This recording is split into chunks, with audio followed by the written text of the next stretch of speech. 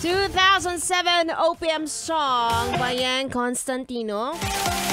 Salamat playing here at 101.1. Yes, the best. It's me, it's your girl DJ Ganda Wanda. Kasama nyo ngayong umaga.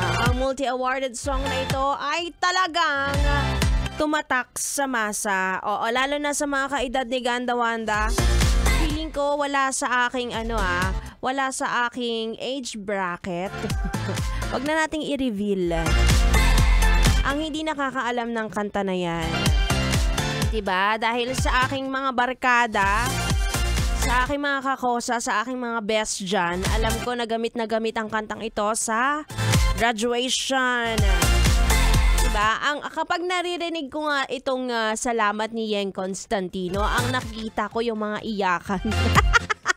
Be, I miss kita, be. Salamat, Nakakaloka. Nung nagsi-graduate naman at nagsitrabaho, hindi na nagpapansinan. Ewan ko sa inyo. Ay, nako. At saka nung oras or panahon na sumikat ng salamat, hindi nawawala yan sa mga karaoke. Promise. Pag OPM ang usapan, number 1 kay Ganda Wanda, salamat. Ano pa bang mga sikat noon, mga kanta ni Kitschy Nadal, mga ganyan. Yung Kitschy Nadal medley, ay nako. Ginangata ko yan sa video, okay.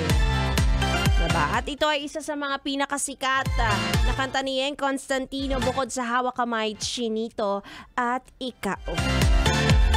Ang ganda naman kasi talaga ng lyrics. Ang awiting ito'y para sa'yo. Ganon. Ano ba yung tamang term? Nakaka-LSS. Ganyan. Speaking of salamat, ikaw ba, bes? Kailan ka huling nagpasalamat sa mga hiningan mo ng pabor? Kahit gaano kaliit, gaano kalaki, nagte-thank you ka ba? Papasalamat ka ba? Kahit dun sa mga gwardya na alam mo naman na trabaho nila na, alam mo yun, bantayan talaga. Pagbuksan ka ng pinto, ganyan. Nagpapasalamat ka naman ba? O kasi marami ngayon na parang, bakit ako magte-thank you? Trabaho niya naman yun. Diba? Yung nagsaserve sa'yo kapag gumakain ka sa restaurant, pag humihingi ka ng tissue, kuya penging tissue, kapag inabot, wala na, tuloy na ang chika sa kausap. Hindi dapat ganon, ha? Kahit alam natin na trabaho ng isang tao yon, at yun naman talaga ang kailangan nilang gawin sa buhay dahil sila ay binabayaran sa ganong trabaho, magpasalamat ka pa din, diba? Salamat, thank you.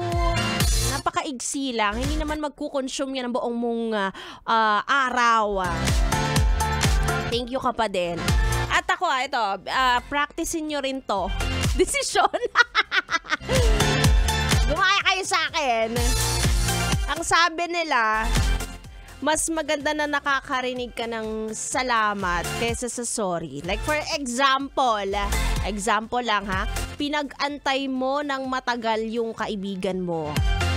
Diba, automatic kapag dumating ka, ang sasabihin mo, sorry, late ako. Sorry, traffic kasi. Sorry, late ako nagising. Mga ganon. Imbes na sorry ang marinig, ang sabihin mo daw ay, uy, salamat, nag-antay ka ha. Uy, salamat.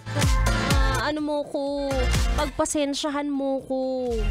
Salamat, nandito ka pa rin, hindi ka pa rin umalis.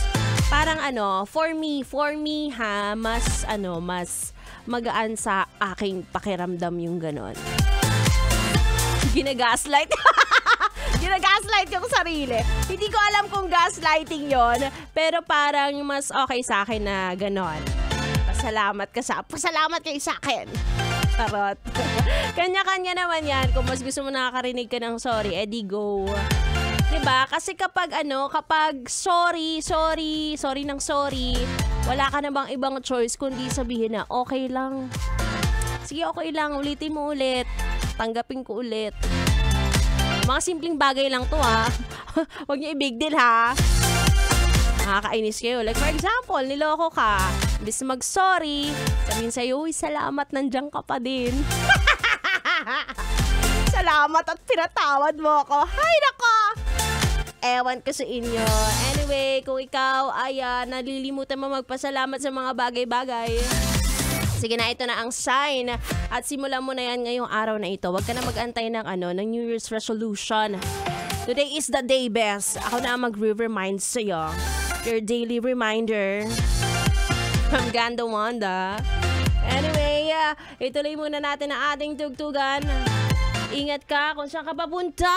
Kakantahan ka muna ni Kichi Nadal with Saint Ground. Dito ka lang dito sa 101.1. Yes, the best.